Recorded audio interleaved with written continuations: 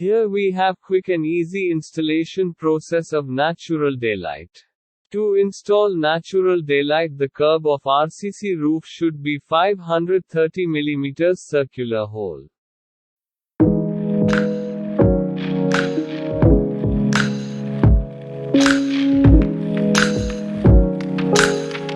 And curb height should be 100 mm.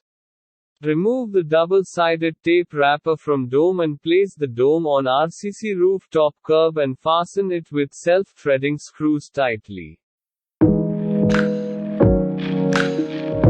Now, remove the double-sided tape wrapper from diffuser and fix the diffuser and fasten it with self-threading screws tightly.